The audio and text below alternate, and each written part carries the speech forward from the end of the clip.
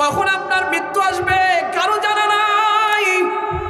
আল্লাহ তাআলা কোরআনুল কারীমের ভিতরে ডেকে ডেকে বলেছেন ওয়া ইলাইহি হাবুনিল ওয়ারিদ।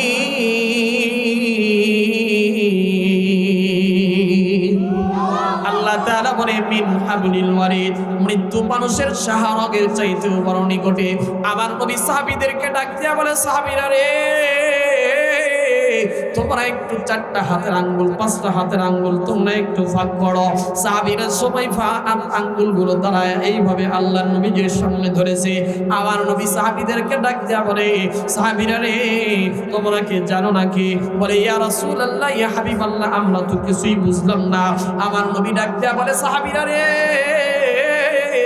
তোমাদের ডান আঙ্গুলের চাইতে বাম আঙ্গুল, বৃদ্ধা আঙ্গুলের চাইতে শাহাদত আঙ্গুল যতটা কাছে, আবার এই শাহাদত আঙ্গুলের চাইতে মধ্যম আঙ্গুল যতটা কাছে, তার চাইতে এই আঙ্গুল তর্জনী যতটা কাছে, তার চাইতে কনিষ্ঠ আঙ্গুল যতটা কাছে। প্রত্যেকটা আঙ্গুল মিলাইতে বেশি যেমন সময় লাগে না, এক একটা আঙ্গুলের কাছে যেমন আরেকটা আঙ্গুল আছে।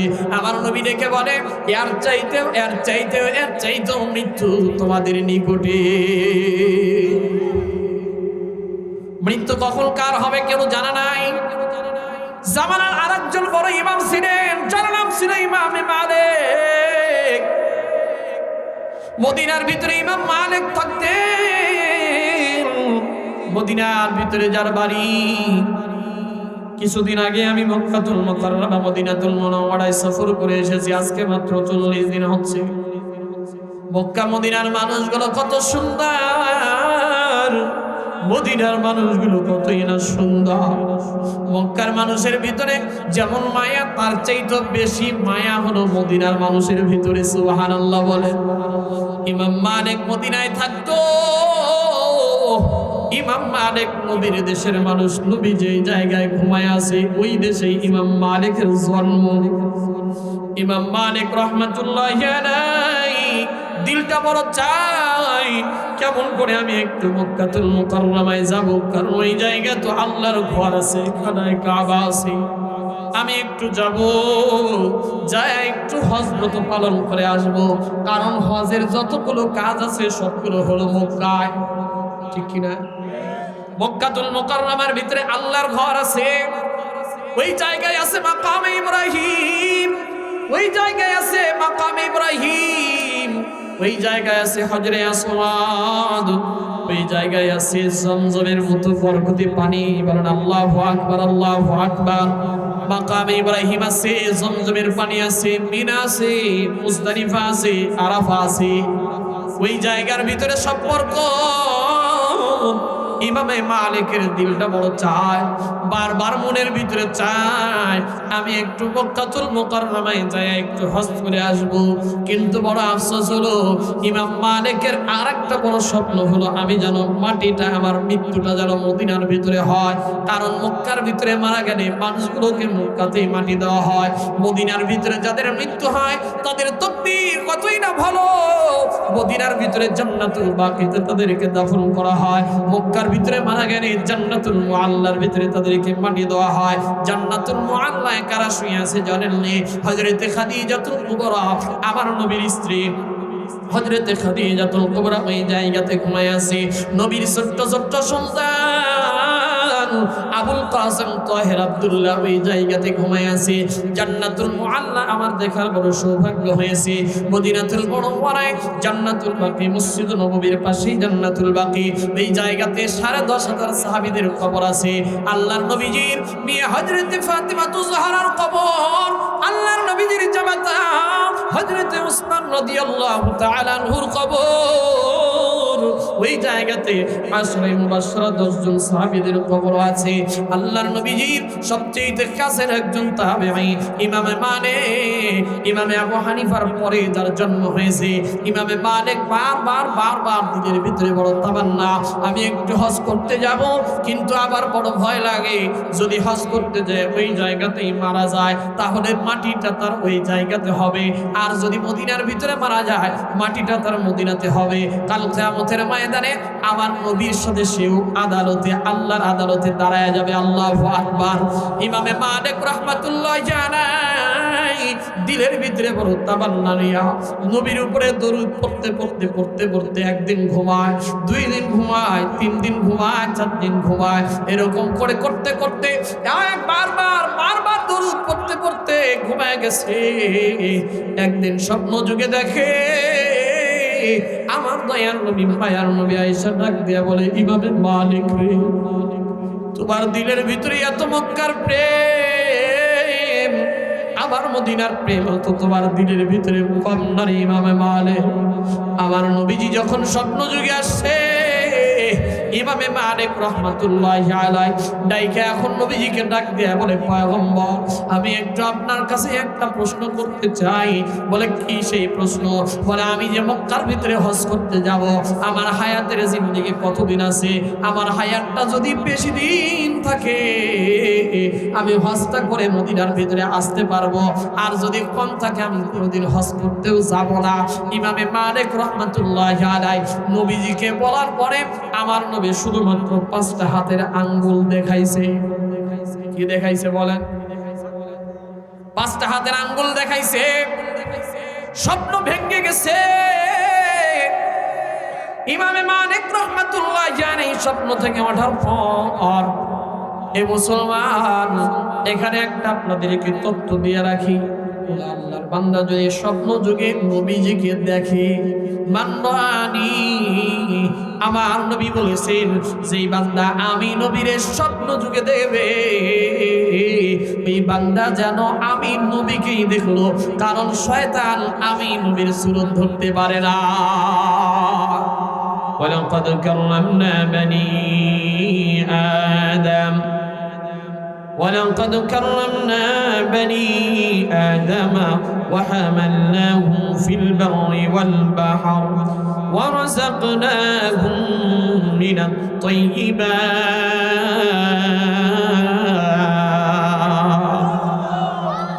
আল্লাহ তাআলা বলেন, দুনিয়ার মানুষ আমি তোমারে সবচেয়ে দামি বানাইলাম, শ্রেষ্ঠ বানাইলাম। এই পৃথিবীর ভিতরে যত মাখলুকাত আছে সব মাখলুকাতের চাইতে আমি আল্লাহ মানুষকে বড় সুন্দর করে বানাইছি। চিল্লায় বলেন সুবহানাল্লাহ। কেন সুন্দর করে বানাইছে? আল্লাহ তাআলা কোরআনুল কারীমের ভিতরে রেখে মানেন, সূরাতুত তিনের ভিতরে একে একে কসম খেয়ে আল্লাহ তাআলা বলছেন। কোরআন থেকে কথা বলবো, বোঝার কোনো চেষ্টা করেন, শুনলে লাভ আছে, লস নাই। কোরআনের আয়াতের ভিতরে আল্লাহ তাআলা রেখে বলেন, ওয়াত্তিন ওয়াযাইতুন ওয়াতুরি সিনিন ওয়া হাযাল বালাদিল আমিন।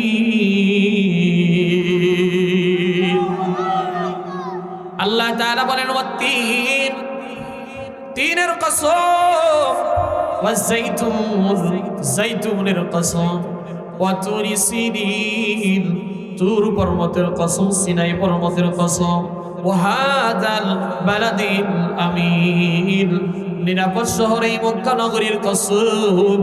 আল্লাহ তাআলা একে একে 4টা কসম খাইছে। মুসলমান ইমানদার ও কুমিল্লার মুসলমান একটু বুঝে থাকলে বলবেন আমার সাথে, মানুষ কসম খায় কখন জানেননি? যখন নিজের কথাটা কেউ বিশ্বাস করতে চায় না, তখন গুরুত্ব বোঝানোর জন্য কসম খায়। ঠিক কি রে ভাই? আল্লাহর কসম করে বলতেছি, এই কথাটাই ঠিক, এইভাবে বলে।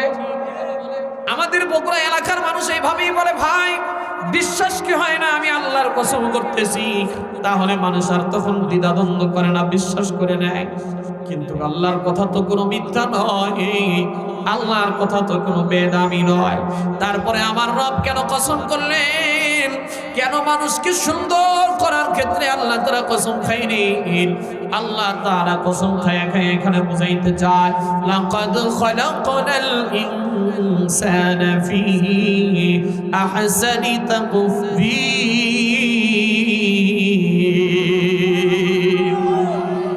আল্লাহ তাআলা কসম খেয়ে বললেন, মানুষ রে, অবশ্যই নামে তাকে পদে তাকে দিয়ে আল্লাহ বলেন, অবশ্যই মানুষ বড় সুন্দর। মানুষের মতো সুন্দর মাখলুকাত আল্লাহর জমিনে আর একটাও বানাই নাই। কেন বানাই নাই? আল্লাহ বলে জানো নি, কারণ এই মানুষ তার কপাল দ্বারা আমি রব্বের সেজদা দেয়, মানুষ এই কপাল দ্বারা আমি রব্বের সেজদা দেয়, মানুষ এই জিহ্বা দ্বারা আল্লাহকে আল্লাহ বলে ডাকি, মানুষ এই চোখ দ্বারা আল্লাহর নিয়ামতগুলো দেখে, মানুষ এই হাত দ্বারা আল্লাহর নিয়ামতগুলো ধরে। আল্লাহ বলে মানুষ এত সুন্দর করে আমি বানাই না, তোমার জন্য আমি দুনিয়ার সব কুল কায়নাতের মাখলুকাত গুলো আমি আল্লাহ তোমার জন্য বানায়া দিলাম। সব মাখলুকাতকে আল্লাহ তাআলা এই মানুষদের জন্য বানাইছে। মানুষের এত দাম, মানুষের চাইতে পৃথিবীতে বড় বড় প্রাণী আছে, হাতি বড় প্রাণী, গরু ছাগল অনেক বড় প্রাণী, কিন্তু তাদের দাম কিন্তু বেশি না। উদাহরণ দিলে বুঝতে পারবেন, অনেক সময় দেখা যায় কুমিল্লা বাজারে যাওয়ার সময় দেখবেন রাস্তা দিয়ে হাঁটি হেঁটে যায়, টাকা তুলে রাস্তায় ঠেকায় ঠেকায় মানুষকে চাঁদা তুলে, টাকা তুলে কি তুলে না, টাকা তুলে হাতিটা টাকাটা মুখের ভিতরে নেয়, শরীরের ভিতরে নিয়ে হাতি নিজের কাছে রাখে না, হাতি দিয়ে দেয় উপরে।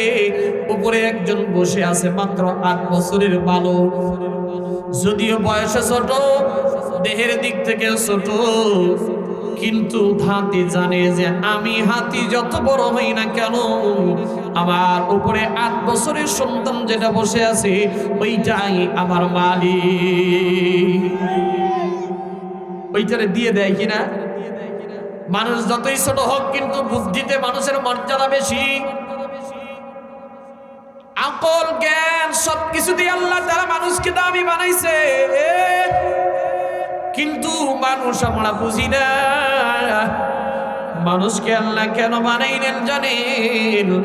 আল্লাহ তাআলা কোরআনুল কারীমের ভিতরে ডেকে বলেন, সূরাতুজ জারিয়াতের ভিতরে আয়াত নম্বর 56 আল্লাহ তাআলা বলেন, ওয়া মা খালাকতুল জিন্না ওয়াল ইনসা ইল্লা লিয়াবুদুন।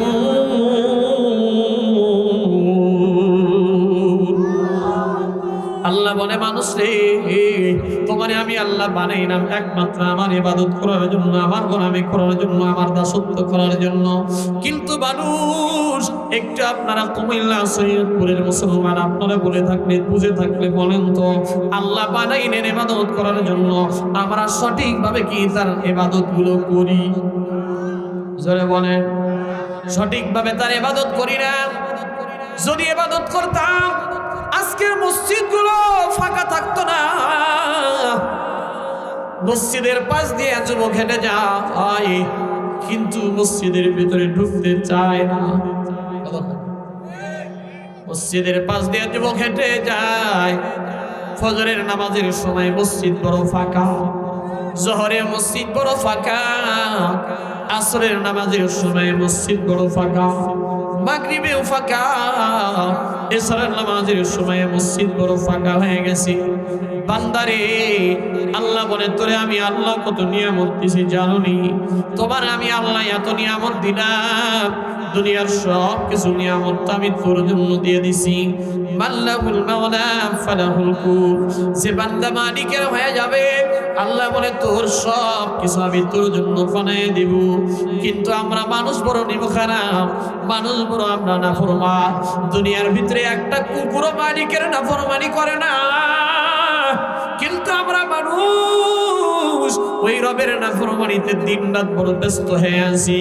আল্লাহ তাআলা এজন্যই কোরআনুল কারীমের ভিতরে ডেকে বলেন, কাইফা তাকফুরুনা বিল্লাহি ওয়া কুনতুম আমওয়াতান ফাআহইয়াকুম সুম্মা ইউমীতুকুম সুম্মা ইহয়ীকুম সুম্মা ইলাইহি তুরজাউন।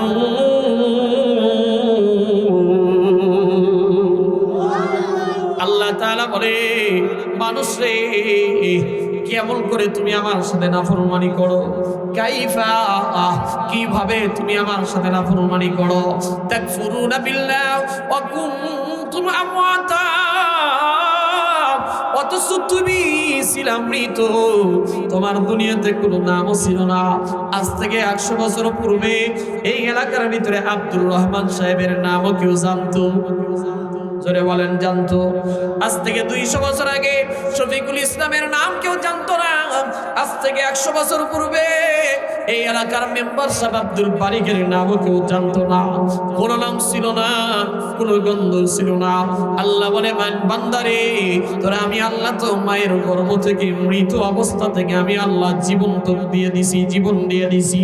আমি আল্লাহ তোর মায়ের গর্ভের ভিতরে এমন করে রাখছিলাম, তুই একটা নাপাক বীর্য থেকে তৈরি হয়েছিস। এক ফোঁটা নাপাক পানি দিয়ে আমি আল্লাহ তোরে বানাইছি, মায়ের রেহেমের ভিতরে তোরে রাখছি। ফি করারিম মাকিন, মায়ের রেহেমের ভিতর থেকে সুরক্ষিত জায়গায় তোমারে রেখেছিলাম। মায়ের নাভি দিয়ে আমি তোমারে খাদ্য দিয়েছি, এমন খাদ্য তোরে দেই নাই যে তোর শরীরটা নষ্ট হয়ে যাবে। গরমও দেই নাই, আবার ঠান্ডাও দেই নাই। মানুষ রে, 40 দিন পর পর আমি তোর শরীরের গঠন চেঞ্জ করে দিয়েছি।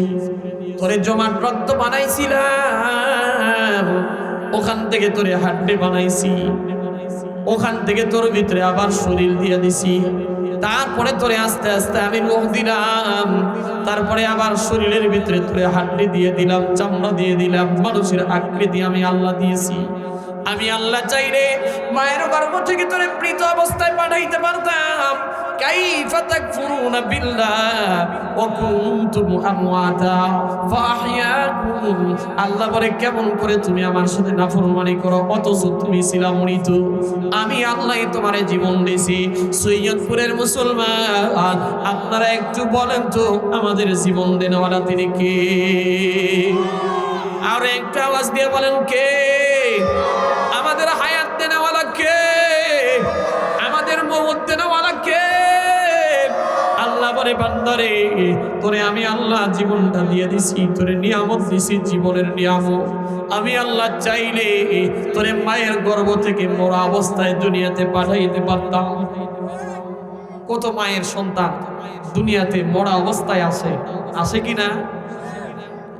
10 মাস 10 দিন গর্ভে ধারণ করেছে, মায়ের উদর থেকে সন্তান এসেছে, ডেলিভারি করেছে, কিন্তু মায়ের গর্ভ থেকে সন্তান আসছে মরা অবস্থায়, আসছে মরা অবস্থায়। আল্লাহ বলে, বান্দারে তোরা আমি চাইলে মরা অবস্থায় দুনিয়াতে পাঠাইতে পারতাম, কিন্তু পাঠাই নাই। আমি আল্লাহ তোরে নিয়ামত দিলাম, দুনিয়া দেখার মতো সৌভাগ্য দিলাম। তোরে আমি ছোট থেকে হাঁটি হাঁটি পা পা করে বড় করেছি। শৈশবকাল থেকে কৈশোর কাল থেকে তোরে আমি আল্লাহ যৌবনটাও আমি আল্লাহর নিজের দেওয়া। জোরে বলেন সুবহানাল্লাহ। এ বান্দা, কেমন করে এখন তুমি আমার সাথে নাফরমানি করো? এখন তুমি কেমন নেই বলো? There is no God. এখন তুমি কেমনে বলো আল্লাহ বলতে কেউ নাই? কিভাবে বলো অথচ আমি একজন মালিক তোমার আছি? আল্লাহ তাআলা বারবার ডেকে ডেকে বলে, বান্দারে তুমি একটা বার নিজের চেহারার দিকে তাকাইলেই তো তোমার রবের পরিচয় পাওয়া যাইবা। আল্লাহ বলে, এই চোখের ভিতরে আমি কত পাওয়ার লাগায় রাখছি জানো নি? একটা ক্যামেরার ভিতরে লেন্স লাগানো থাকে, ওই ক্যামেরার লেন্সের পাওয়ার কতই বা হয়, মোবাইলের পাওয়ার কতই হয়, 100 মেগাপিক্সেল 200 মেগাপিক্সেল হয়। কিন্তু আল্লাহ বলে, বান্দা তোর চোখের ভিতরে আমি একটা চোখের ভিতরে 33,000 কোটি মেগাপিক্সেল লাগায় রাখছি। তোর 2টা চোখের ভিতরে আমি 66,000 মেগাপিক্সেল ক্যামেরা লাগায় রাখছি। তুমি একটা বার এদিকে দিকে তাকায়া দেখো, তুমি সব দিকেই আমার নিয়ামতের বহির প্রকাশ দেখতে পাইবা। জমিন থেকে তুমি আসমান পর্যন্ত দেখতে পাইবা। বান্দারে, একটু যদি তোর চোখের পাওয়ারটা আমি কমায় দিতাম, তুই অন্ধ হয়ে যাইতি। তোর কানের পাওয়ার যদি কমায় দিতাম, তোর কানটা বধির হয়ে যাইত। তোর জবানের ভিতরে যদি একটু পাওয়ার কমায় দিতাম, জবানটা বোবা হয়ে যাইত। তোর মাথার ভিতরে যদি একটু সেন্সটা কমে দিতাম, সেন্সটা লেস করে দিতাম। কমায় দিলে তোরে মানুষ আর মানুষ বলতো না, তোরে মানুষ বলতো পাগল। কথা কয় না? কিন্তু আল্লাহ বলে তোরে এত কিছু দিলাম, তুমি কি একটাবার চিন্তাও করো না? অফি আনফুসিকুম আফালা তুবসিরুন।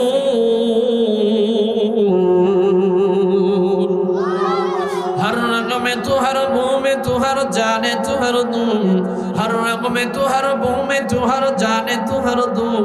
देखता हूँ जिधर चाहता हूँ अब की रहम करो, देखता हूँ जिधर चाहता हूँ अब की रहम करो। अच्छा মানুষ বলো দেখি রাত্রি কেন কালো, চাঁদ সূরজ কথা হতে পাইলো এত আলো। পশু পাখি কয় না কথা, মানুষ কেন কয়? বলো বলো বলো এসব কেমন করে হয়? ফুলগুলি নানান রঙের কেমন করে হয়? পাতাগুলি সবুজ বটে ফুলের মতো নয়। আচ্ছা মানুষ বাস করে ভাই এই দুনিয়ার রঙে, হাতের লেখা আর চেহারা মিলে না কারোর সঙ্গে, আর মিলে না কথার ধরন আঙ্গুলের টিপ। আল্লাহ তাআলা একজন আছে, প্রমাণ হলো ঠিক। সিল্লা বলেন আল্লাহ আছে না নাই? আর একটু জোরে বলেন আল্লাহ আছে না নাই? আল্লাহ বলে বান্দা তুমি যেদিকেই তাকাইবা আমার কুদরতের নিয়ামত দেখতে পাইবা। তুমি আমার নিয়ামত গুলো কেমন করে অবিশ্বাস করো? আল্লাহ তাআলা ডেকে ডেকে বলেন ফাবি আইনি আলাই রাব্বিকুমা তুকাযযিবান।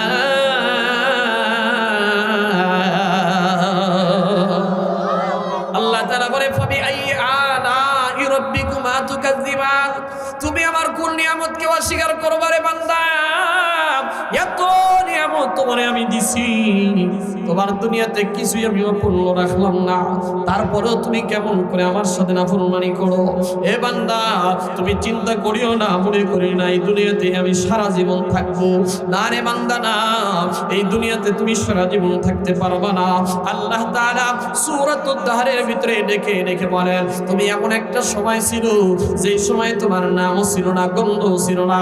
আল্লাহ রাব্বুল আলামিন কোরআনুল কারীমের ভিতরে সূরাতুদ দাহরের ভিতরে বলেন হাল আতা আলাল ইনসানি হিনুম মিনাদ দাহরি লাম ইয়াকুন শাইআন মাযকুরা।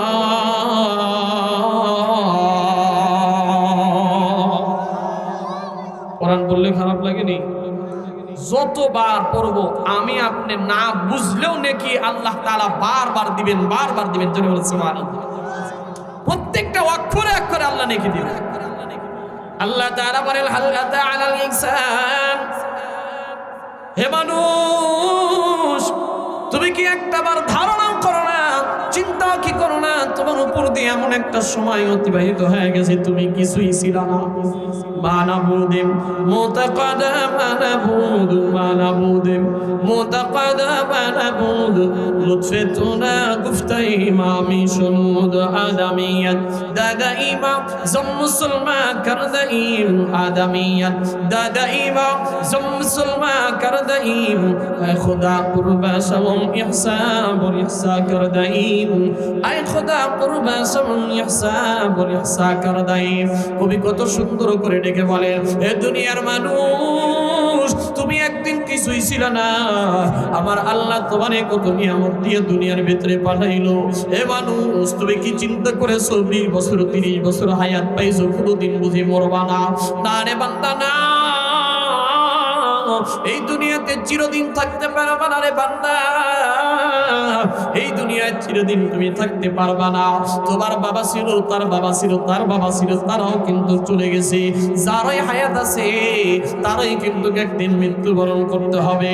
আল্লাহ তাআলা ডেকে ডেকে কোরআনুল কারীমের ভিতরে বান্দাকে বলেন, সূরাতুল মুলকের ২ নম্বর আয়াতের ভিতরে বলেন, আমার সাথে যারা পড়েন যারা পারেন তারা বলেন, আল্লাযী খালাকাল মাউতা ওয়াল হায়াতা লিয়াবলুয়াকুম আইয়ুকুম আহসানু আমালা ওয়া হুয়াল আজিজুল গফুর।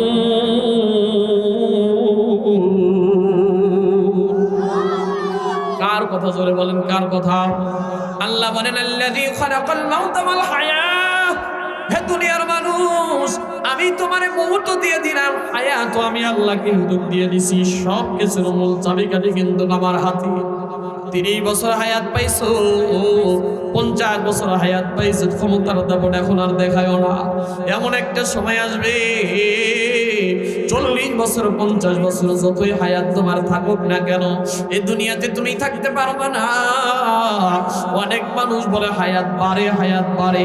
আমি বলি না রে বাবা, না, হায়াত মানুষের বাড়ে না, বরং দুনিয়ার থেকে একটা সেকেন্ড চলে যাওয়া মানে আপনার হায়াত থেকে একটা সেকেন্ড কমে যাওয়া। কথা কয় না? একটা দিন চলে যাওয়া মানে আপনার হায়াত থেকে একটা দিন কমে যাওয়া। একটা দিন, একটা সপ্তাহ, একটা মাস, একটা বছর, হায়াতের দিন থেকে আপনার প্রতিটা দিন চলে যাচ্ছে। তার মানে হায়াতের দিনগুলো কমে কমে মৃত্যুর দিনগুলো আগায় আসতেছে। আল্লাহ তাআলা কোরআনুল কারীমের ভিতরে বলেন, যার ওই দুনিয়ার ভিতরে হায়াত আছে, যাদের ওই জান আছে, তাদের ওই দুনিয়ার থেকে ইন্তেকাল করা লাগবে।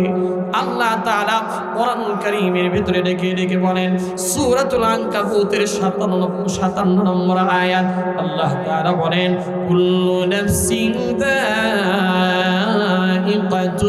মাউত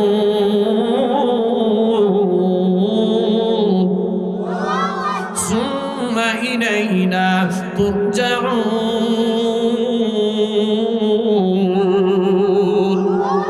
আল্লাহ বলেন, কুল্লু নাফস, পৃথিবীর প্রত্যেকটা প্রাণীকেই মৃত্যুবরণ করতে হবে। সুম্মা ইলাইনা তুরজাউন, আবার আমার কাছেই তোমাকে ফিরে আসা লাগবে। দুনিয়াতে কেউ কিন্তু থাকতে পারবে না। সৈয়দপুর কুমিল্লার মুসলমান, এতক্ষণ পর্যন্ত কোরআন দিয়া হাদিস দিয়া দিয়ে আপনাদেরকে যে জিনিসটা বুঝাই না, একটু বুঝে থাকলে বলেন তো, এই দুনিয়াতে কি আমরা থাকতে পারবো? আর একটু জোরে বলেন। শুধুমাত্র একজন থাকবেন, তিনি হলেন কে? আর একটু জোরে বলেন, কে? কেউ দুনিয়াতে থাকতে পারবো না। আল্লাহ তাআলা কোরআনুল কারীমের ভিতরে ডেকে ডেকে সূরাতুর রহমানের ভিতরে বলেন, কুল্লু মান আলাইহা ফানিন ওয়া ইয়াবকা ওয়াজহু রাব্বিকা যুল জালালি ওয়াল ইকরাম।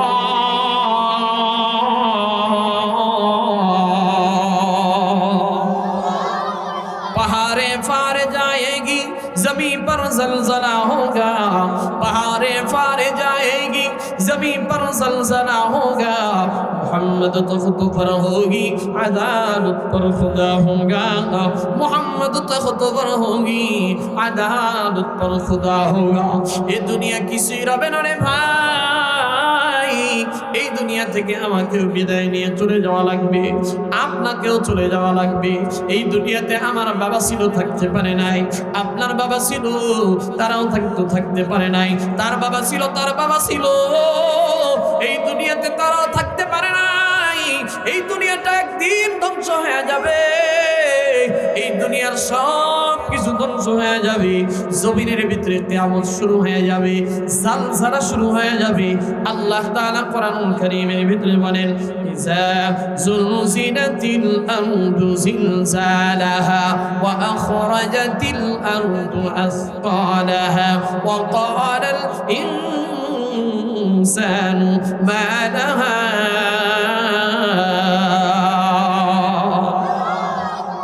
আর কথা জোরে বলেন না কার কথা? আল্লাহ বলে বান্দারে এই দুনিয়ার ভিতরে কিয়ামত শুরু হয়ে যাবে, ভূমিকম্প শুরু হয়ে যাবে। যেমন গত 2 জুমা আগে বাংলাদেশে ভূমিকম্প হয়েছিল, মনে আছে নি আপনাদের? বাংলাদেশের ভিতরে 5.7 মাত্রার ভূমিকম্প হলো, এই নরসিংদী থেকে উৎপন্ন হয়ে গেল। পুরা ঢাকার শহর সহ বাংলাদেশগুলো কেঁপে উঠলো, জমিনের মানুষগুলো হতবিম্বল হয়ে গেল। হায়, জমিনটা কেন নড়াচড়া করে, জমিনটা কেন নড়াচড়া করে? আল্লাহ বলে বান্দা তোমার নাফরমানি যখন বাইরা যায়, আমি আল্লাহ তোমাদেরকে মাঝে মধ্যে ভূমিকম্প দিয়ে তোমাদের নাফরমানির কথা স্মরণ করে দেই, ঠিক কিনা? কত মানুষ গুনাহ করতেছে, জমিনের ভিতরে অন্যায় করতেছে, অহরহ মসজিদে নামাজ না পড়া বান্দা ঘুমায় গেছে। কত মানুষ অন্যায় কাজের সাথে জড়িত হয়ে গেছে, মানুষে মানুষকে খুন করতেছে, মানুষে মানুষের উপরে জুলুম করতেছে। পৃথিবীর মুসলমানের উপরে ইহুদি নাসারা খ্রিস্টান বৌদ্ধ নাসারা গুলো, হিন্দুত্ববাদী খ্রিস্টান গুলো আমাদের উপরে নির্যাতন চালাইতেছে। হে মুসলমান, আপনাদের তো সবার জানা কথা, পৃথিবীর ভিতরে সবচেয়ে নির্যাতিত, সবচেয়ে মাজলুম পৃথিবীর ভিতরে একটা মাত্র ধর্মীয় মানুষ, তারা হলো বর্তমানে মুসলমান। ধর্মীয় মুসলমান সবাইকে তারা এখন ব্যবহার করে। আমেরিকাও মারে, খ্রিস্টানরা মারে, চীন মারে, রাশিয়ারা মারে। ওই যে ফিলিস্তিনের ভিতরে মুসলমানদেরকে একের পর এক নির্যাতনে স্টিমুলার চালায়া দিতেছে। মুসলমান পৃথিবীর ভিতরে আজকে ফিলিস্তিনের উপরে কত নির্যাতন চালানো হয়। কত সুন্দর বাড়ি ছিল, বিল্ডিং ছিল, তারা আজকে বুলেট দিয়ে দিয়া, বোমার আঘাত দিয়ে দিয়া আজকে ফিলিস্তিনের মাটির সাথে সবগুলো বাড়ি ঘর মিশিয়ে দিয়েছে। শুধু তাই নয়, আমাদের পার্শ্ববর্তী দেশ ইন্ডিয়া, ইন্ডিয়ার ভিতরে মুসলমানদের বাবরি মসজিদ 6 ডিসেম্বরে শহীদ করে দেওয়া হয়েছিল। কথা বলেন ঠিক কিনা? বাবরি মসজিদকে ধ্বংস করে দেওয়া হলো, কিন্তু আল্লাহর কি খেলা, আল্লাহর কি খেলা। সময় বেশি লাগে না, এই সময়ের বেশি ব্যবধান লাগে নাই। গত 6 তারিখে আবারও ভারতের ভিতরে মুর্শিদাবাদের ভিতরে বেলডাঙ্গার ভিতরে মুসলমানরা একতাবদ্ধ হয়ে গেছে। হুমায়ুন নামের এক মুসলমান ভারতের ভিতরে ডাক দিয়া বলল, আমরা এখন বাবরি মসজিদ তৈরি করতে চাই। বাবরি মসজিদ তৈরি করতে মাত্র 90 কোটি টাকা লাগবে, 90 মাত্র 300 কোটি টাকা লাগবে, তার ভিতরে 85 কোটি টাকা আমি নিজেই দিব। কি খেলা আল্লাহর শুরু হয়ে গেল। মুসলমানরা দলে দলে দলে দলে ইটাগুলো নিয়ে, ইটগুলো নিয়ে, টাকাগুলো নিয়ে ভারতের মুর্শিদাবাদের ভিতরে জমা করা শুরু করে দিয়েছে। আপনারা অনেকে সোশ্যাল মিডিয়ায় দেখেছেন, বর্তমানে মাত্র 3 দিনের ব্যবধানে লাগবে 300 কোটি টাকা। আল্লাহ তাআলার রহমে হয়ে গেছে 500 কোটি টাকা। মুসলমানদেরকে দাবাইতে চাইবে, পৃথিবীর ভিতরে মুসলমানদেরকে যত মারবে, মুসলমানরা তত আরো উঁচু পর্যায়ে যাবে। কথা বলেন ঠিক কিনা? মুসলমানদের মসজিদকে ভাঙবে, এক জায়গায় যদি ভাঙতে হয় মুসলমানদের মসজিদ আরো 500টা বানানো হবে। ভারতের বাবরি মসজিদ ভেঙেছে, ভারতের ভিতরে প্রতিটা রাষ্ট্রের ভিতরে বাবরি মসজিদ গ্রহণ করা হবে, প্রতিটা উপপ্রদেশের ভিতরে বাবরি মসজিদ হবে। শুধু তাই নয়, আমাদের বাংলাদেশের ভিতরেও বাবরি মসজিদ তৈরি করার চিন্তা ভাবনা চলতেছে। এই জন্য বলবো মুসলমান, দুনিয়াটা বেশি দিনের না, এই দুনিয়ায় থাকতে পারবো না, জালজালা শুরু হয়ে যাবে। কিয়ামত কিন্তু একদিন হবে, এইটার বিশ্বাস কি আমাদের আছে না? জোরে একটু বলেন, আছে না? কিয়ামত কিন্তু হবে। মৃত্যুর ভয় আমাদের দিলের ভিতরে কিন্তু ঢোকানো দরকার নেই বাবা। কখন কার মৃত্যু চলে আসবে কারো জানা নাই। মৃত্যু থেকে কিন্তু কেউ রেহাই পাইতে পারে না। নবী রাসূল থেকে শুরু করে নিয়ে কিয়ামত পর্যন্ত যত মানুষ আসবে, কেউ মৃত্যুর হাত থেকে কি বাঁচতে পারছে? জোরে বলেন পারছি? আমার নবীও বাঁচে নাই, আমার নবীও মৃত্যুর ভয় করেছেন, মৃত্যুকে বারবার স্মরণ করেছে। আমার নবী ডেকে বলে, উম্মত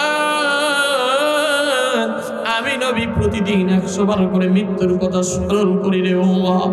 হে উম্মত, তোমরা প্রতিদিন 100 বার করে মৃত্যুর কথা স্মরণ করবা।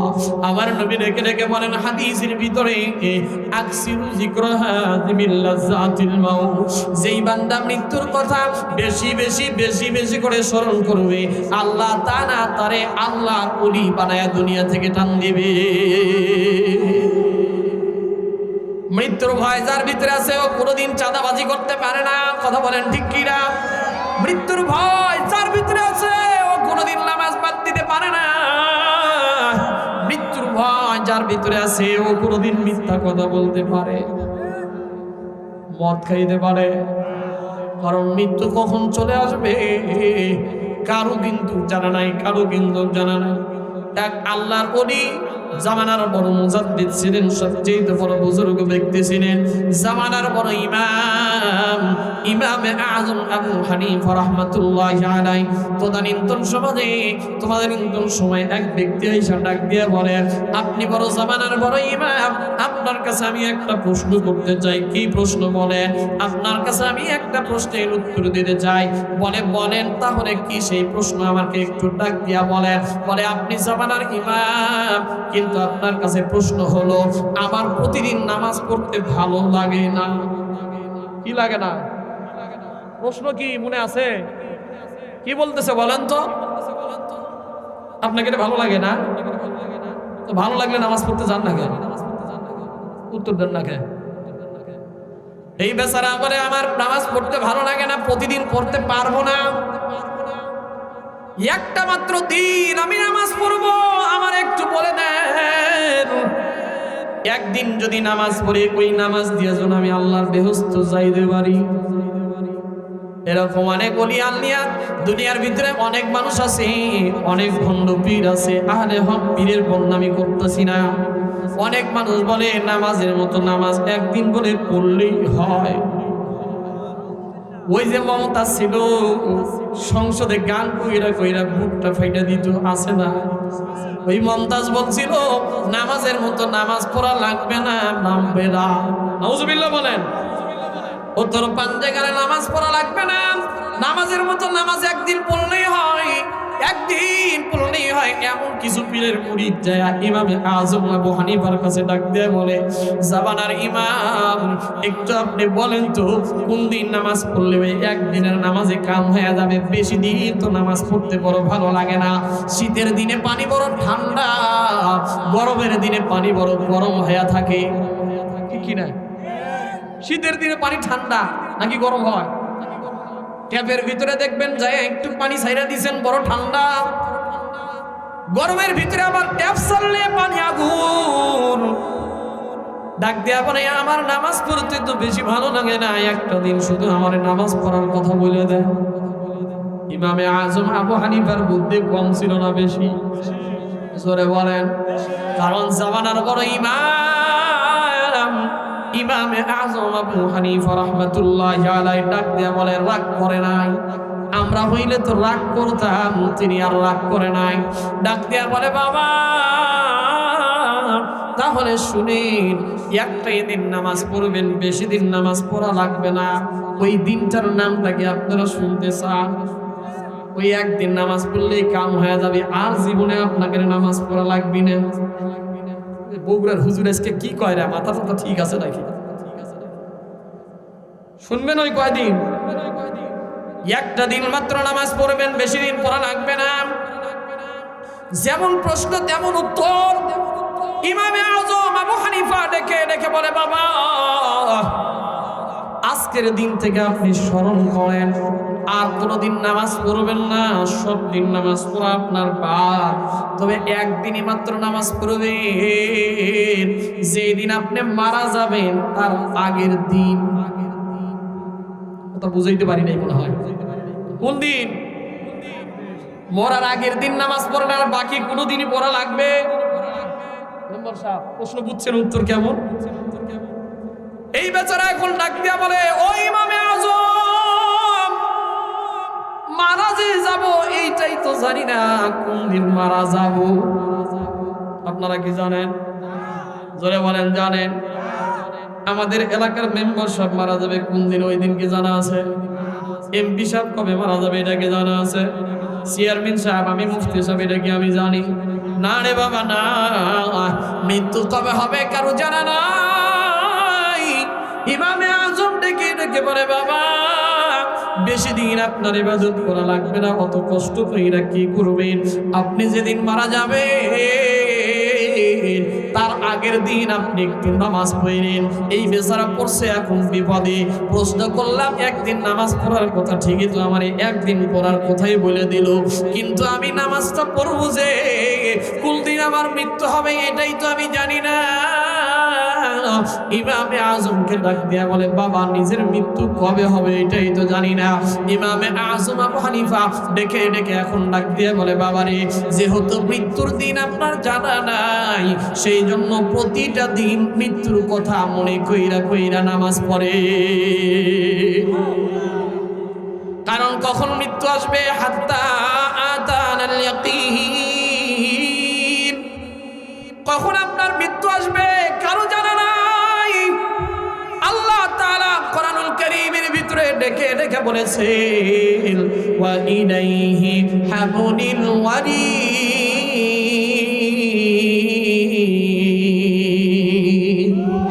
আল্লাহ তাআলা বলে, মিন হাবলিল ওয়ারিদ, মৃত্যু মানুষের শাহরগের চাইতেও বড় নিকটে। আবার নবী সাহাবীদেরকে ডাক দিয়া বলে, সাহাবীরা রে, তোমরা একটু 4টা হাতের আঙ্গুল 5টা হাতের আঙ্গুল তোমরা একটু ফাঁক করো। সাহাবীরা সবাই আঙ্গুলগুলো দ্বারা এইভাবে আল্লাহর নবীজির সামনে ধরেছে। আবার নবী সাহাবীদেরকে ডাক দেয়া বলে, সাহাবীরা রে, তোমরা কি জানো নাকি? বলে, ইয়া রাসূলুল্লাহ, ইয়া হাবিবাল্লাহ, আমরা তো কিছুই বুঝলাম না। আমার নবী ডাক দেয়া বলে, সাহাবীরা রে, তোমাদের ডান আঙ্গুলের চাইতে বাম আঙ্গুল, বৃদ্ধা আঙ্গুলের চাইতে শাহাদত আঙ্গুল যতটা কাছে, আবার এই শাহাদত আঙ্গুলের চাইতে মধ্যম আঙ্গুল যতটা কাছে, তার চাইতে এই আঙ্গুল তর্জনী যতটা কাছে, তার চাইতে কনিষ্ঠ আঙ্গুল যতটা কাছে। প্রত্যেকটা আঙ্গুল মিলাইতে বেশি যেমন সময় লাগে না, এক একটা আঙ্গুলের কাছে যেমন আর একটা আঙ্গুল আছে। আমার নবী ডেকে বলে, এর চাইতেও এর চাইতেও এর চাইতেও মৃত্যু তোমাদের নিকটে। মৃত্যু কখন কার হবে কেউ জানা নাই। জামানার আরেকজন বড় ইমাম ছিলেন, যার নাম ছিল ইমামে মালিক। মদিনার ভিতরে ইমাম মালিক থাকতেন। মদিনার ভিতরে যার বাড়ি, কিছুদিন আগে আমি মক্কাতুল মুকাররমা মদিনাতুল মুনাওয়ারায় সফর করে এসেছি, আজকে মাত্র 40 দিন হচ্ছে। মক্কা মদিনার মানুষগুলো কত সুন্দর, মদিনার মানুষগুলো কতই না সুন্দর। মক্কার মানুষের ভিতরে যেমন মায়া, তার চাইতে বেশি মায়া হলো মদিনার মানুষের ভিতরে। সুবহানাল্লাহ বলেন। ইমাম মালিক মদিনায় থাকতো। ইমাম মালিক নবীর দেশের মানুষ, নবী যেই জায়গায় ঘুমায় আছে ওই দেশেই ইমাম মালিকের জন্ম। ইমাম মালিক রাহমাতুল্লাহি আলাইহি দিলটা বড় চাই, কেমন করে আমি একটু মক্কাতুল মুকাররমায় যাব, কারণ ওই জায়গা তো আল্লাহর ঘর আছে, খানায়ে কাবা আছে। আমি একটু যাব, যাই একটু হজ ব্রত পালন করে আসব, কারণ হজের যতগুলো কাজ আছে সবগুলো হলো মক্কায়, ঠিক কিনা? মক্কাতুল মুকাররমার ভিতরে আল্লাহর ঘর আছে, ওই জায়গায় আছে মাকামে ইব্রাহিম, ওই জায়গায় আছে মাকামে ইব্রাহিম, ওই জায়গায় আছে হজরে আসওয়াদ, ওই জায়গায় আছে জমজমের মতো বরকতি পানি। বলেন আল্লাহু আকবার, আল্লাহু আকবার। মাকামে ইব্রাহিম আছে, জমজমের পানি আছে, মিনা আছে, মুজদালিফা আছে, আরাফা আছে। ওই জায়গার ভিতরে সম্পর্ক। ইমামে মালিকের দিলটা বড় চায়, বারবার মনের ভিতরে চায় আমি একটু মক্কাতুল মুকাররমায় যাই একটু হজ করে আসব। কিন্তু বড় আফসোস হলো, ইমাম মালিকের আরেকটা বড় স্বপ্ন হলো, আমি যেন মাটিটা, আমার মৃত্যুটা যেন মদিনার ভিতরে হয়। কারণ মক্কার ভিতরে মারা গেলে মানুষগুলোকে মক্কাতেই মাটি দেওয়া হয়, মদিনার ভিতরে যাদের মৃত্যু হয় তাদের তকদীর কতই না ভালো, মদিনার ভিতরে জান্নাতুল বাকিতে তাদেরকে দাফন করা হয়। মক্কার ভিতরে মারা গেলে জান্নাতুল মুআল্লার ভিতরে তাদেরকে মাটি দেওয়া হয়। জান্নাতুল মুআল্লায় কারা শুয়ে আছে জানেন নি? হযরতে খাদিজাতুল কুবরা, আমার নবীর স্ত্রী। হযরতে খাদিজাতুল কুবরা ওই জায়গাতে ঘুমায় আছে। নবীর ছোট্ট ছোট্ট সন্তান আবুল কাসেম তাহের আব্দুল্লাহ ওই জায়গাতে ঘুমায় আছে। জান্নাতুল মুআল্লা আমার দেখার বড় সৌভাগ্য হয়েছে। মদিনাতুল মুনাওয়ারায় জান্নাতুল বাকি, মসজিদ নববীর পাশেই জান্নাতুল বাকি, এই জায়গাতে 10,500 সাহাবীদের কবর আছে। আল্লাহর নবীজির মেয়ে হযরতে ফাতিমাতুজ জাহরার কবর, আল্লাহর নবীজির জামাতা হযরতে উসমান রাদিয়াল্লাহু তাআলা আনহুর কবর, ওই জায়গাতে আশরে মুবাশশারা 10 জন সাহাবীদের কবর আছে। আল্লাহর নবীজির সবচেয়ে কাছের একজন তাবেঈ ইমামে মালিক, ইমামে আবু হানিফার পরে যার জন্ম হয়েছে, ইমামে মালিক বারবার দিনের ভিতরে বড় তামান্না, আমি একটু হজ করতে যাব, কিন্তু আবার বড় ভয় লাগে যদি হজ করতে যায় ওই জায়গাতেই মারা যায় তাহলে মাটিটা তার ওই জায়গাতে হবে, আর যদি মদিনার ভিতরে মারা যায় মাটিটা তার মদিনাতে হবে। কাল কিয়ামতের ময়দানে আমার নবীর সাথে সেও আদালতে, আল্লাহর আদালতে দাঁড়ায় যাবে। আল্লাহু আকবার। ইমামে মালিক রাহমাতুল্লাহি আলাইহি দিলের ভিতরে বড় তামান্না নিয়া নবীর উপরে দরুদ পড়তে একদিন ঘুমায়, 2 দিন ঘুমায়, 3 দিন ঘুমায়, 4 দিন ঘুমায়, এরকম করে করতে বারবার দরুদ পড়তে ঘুমায় গেছে। একদিন স্বপ্ন যুগে দেখে আমার দয়ার নবী মায়ার নবী আয়েশা ডাক দিয়া বলে, ইমামে মালিক রে, তোমার দিলের ভিতরে এত মক্কার প্রেম, আমার মদিনার প্রেম তো তোমার দিলের ভিতরে কম না রে ইমামে মালিক। আমার নবীজি যখন স্বপ্ন যুগে আসছে, ইমামে মালিক রাহমাতুল্লাহি আলাইহি ডাইকা এখন নবীজিকে ডাক দিয়ে বলে, পয়গম্বর আমি একটু আপনার কাছে একটা প্রশ্ন করতে চাই। বলে, কি সেই প্রশ্ন? বলে, আমি যে মক্কার ভিতরে হজ করতে যাব, আমার হায়াতের জিন্দেগি কতদিন আছে? আমার হায়াতটা যদি বেশি দিন থাকে আমি হজটা করে মদিনার ভিতরে আসতে পারবো, আর যদি কম থাকে আমি কোনোদিন হজ করতেও যাব না। ইমামে মালিক রাহমাতুল্লাহি আলাইহি নবীজিকে বলার পরে আমার নবী শুধুমাত্র 5টা হাতের আঙ্গুল দেখাইছে। কি দেখাইছে বলেন? 5টা হাতের আঙ্গুল দেখাইছে। স্বপ্ন ভেঙে গেছে। ইমামে মালিক রাহমাতুল্লাহি আলাইহি স্বপ্ন থেকে ওঠার পর, এ মুসলমান, এখানে একটা আপনাদেরকে তথ্য দিয়ে রাখি, আল্লাহর বান্দা যদি স্বপ্ন যুগে নবীজিকে দেখে, মানবানি আমার নবী বলেছেন, যেই বান্দা আমি নবীর স্বপ্ন যুগে দেবে এই বান্দা যেন আমি নবীকেই দেখলো, কারণ শয়তান আমি নবীর সুরত ধরতে পারে না। যদি কোনো মানুষ বলে যে আমি নবীর স্বপ্ন দেখছি, বুঝবেন যে সত্যি নবীজিরে দেখছে, কারণ নবীজির সুরত শয়তান কোনোদিন ধরতে পারে। ইমাম মালিক স্বপ্ন ভেঙে গেছে। ঘুম ভাঙার পর ইমাম মালিক চিন্তা করে, আমি কে? আমাকে তো নবীজি 5টা আঙ্গুল দেখা গেছে, কিন্তু 5টা আঙ্গুল দেখছি, এই 5টা আঙ্গুলে তো কিছুই বুঝলাম না। আমার হায়াত 5 দিন আছে নাকি 5 বছর নাকি 50 বছর? 5 আঙ্গুলের দ্বারা কিছু বোঝা যায়? কথা কয় না কেন? আমার হায়াত কি 5 ঘন্টা নাকি 5 দিন নাকি 5 বছর নাকি 50 বছর? কিছুই তো বুঝলাম না। তদানীন্তন সময়ে সবচেয়ে বড় স্বপ্নবেত্তা ছিলেন ইমামে ইবনে সিরিন রাহমাতুল্লাহি আলাইহি। ইমাম মালিক স্বপ্ন যুগে দেখার পরে তার খাদেমকে ডাক দিয়ে পাঠায় দিল, ও খাদেম, ইমাম ইবনে সিরিনের কাছে যাও, যায়া আমার নাম বলবা না, যায়া শুধু স্বপ্নর ব্যাখ্যাটা জানার চেষ্টা করবা। ইমামে মালিক রাহমাতুল্লাহি আলাইহির খাদেম চলে গেছে ইমাম ইবনে সিরিনের কাছে, যায়া ডাক দিয়ে বলে, ও ইমাম ইবনে সিরিন, আমাকে একটু স্বপ্নের ব্যাখ্যাটা বলে দেয়া। কি সেই স্বপ্নের ব্যাখ্যা হবে?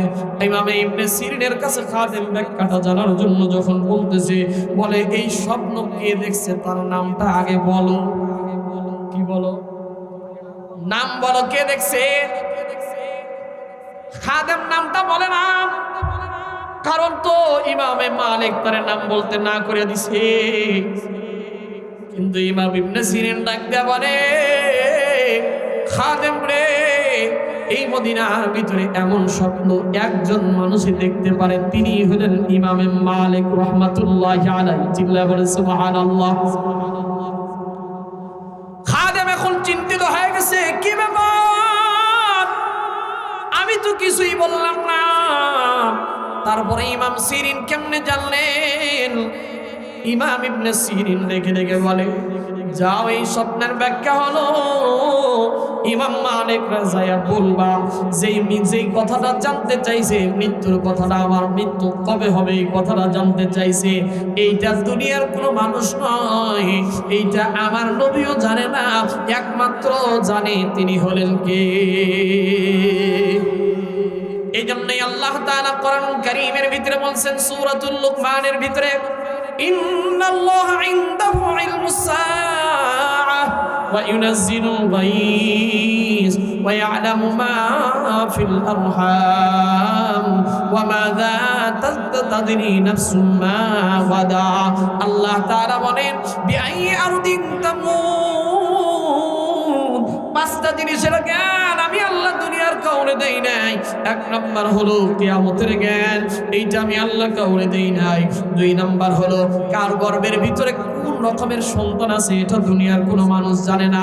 তিন নাম্বার হলো আগামীকালকে বান্দা কি খাবে, কি কামাই করবে, এটার জ্ঞান আমি আল্লাহ কাউকে দেই নাই। চার নাম্বার হলো কোন জমিনের ভিতরে বান্দা, কোন জমিন থেকে বান্দা কি কামাই করবে, এটা আমি কাউকে দেই নাই। পাঁচ নাম্বার হলো দুনিয়ার ভিতরে কোনো মানুষের মৃত্যু কোথায় লেখা আছে, কখন হবে, এই জ্ঞানটা আমি আল্লাহ কাউরে দেই নাই। তার দ্বারা বোঝা গেল মৃত্যুর কোনো সেকেন্ড নাই, মৃত্যুর কোনো হায়াতের কোনো গ্যারান্টি নাই, যখন ইচ্ছা তখন মৃত্যু আমাদের কাছে আসতে পারে। ও সৈয়দপুরের মুসলমান, আগামীকালকেও আমাদের নামটা মসজিদের মাইকে আলান হতে পারে কি পারে না? জোরে বলেন। আগামীকালকেও আমার নামটা ঘোষণা আসতে পারে। আমি আব্দুল্লাহ বল যে এখান থেকে বগুড়া যাব, তারও তো কোনো গ্যারান্টি নাই। এ ভাই, আমাদের চেয়ারম্যান সব মেম্বার সব যে বাড়িতে যাবে, এটারও তো কোনো গ্যারান্টি নাই। আগামীকালকে মাইকে ঘোষণা হতে পারে আবুল খায়রার নাই, আব্দুল সালাম নাই, আব্দুল করিম নাই, আব্দুল জব্বার নাই। এ সৈয়দপুরের মুসলমান, একটু মাথাটা নিচু কইরা দিয়ে একটু দিলটারে বোঝানোর চেষ্টা করেন রে ভাই, একটু নিজের চক্ষু দিয়ে দেখেন তো দুইটা ফোঁটা পানি পড়ে কিনা। আবার নবী বলছেন, মান বাকাত মিন খুশিয়াতিল্লাহ তিলকাল আইনা হারামাল্লাহু আলান নার। আমার নবী বলেন, যেই বান্দা আল্লাহর ভয়ে, মৃত্যুর ভয়ে চোখের পানিটা ফলায় দেবে, আল্লাহ তাআলা তার চক্ষুটাকে জাহান্নামের ভিতরে হারাম করিয়া জান্নাতের ফয়সালা করে দেবে। বলেন আমিন। এ মুসলমান, আগামীকালকে ঘোষণা আসতে পারে, সৈয়দপুর মসজিদের ভিতর থেকে ঘোষণা আসবে, আব্দুল করিম নাই। আমার আপন মানুষগুলো আপনার মৃত্যুর খবর শুনে আপন আপন মানুষগুলো বাজারে যাবে, বাগমারা বাজারে যায় আমার আপনার জন্য কাপড়ের কাপড় কিনা নিয়ে আসবে। জানি না কার কাপড়টা যেন কাপড়ের দোকানের ভিতরে রেডি হয়ে আসে রে ভাই। এ ভাই, এ যুবক, এ বৃদ্ধ বাবাজি, এ পর্দার অন্তরালের মাগো, কত যুবক রোড অ্যাক্সিডেন্ট করে দুনিয়ার থেকে মারা যায়। এই যে আপনাদের পার্শ্ববর্তী জেলা, বেশি দূরের নয়, ফেসবুক সোশ্যাল মিডিয়ার ভিতরে দেখলাম গতকালকে তিনজন বন্ধু একসাথে খেলাধুলা করতো, ছোট থেকে একসাথে লেখাপড়া করে বড় হয়েছে।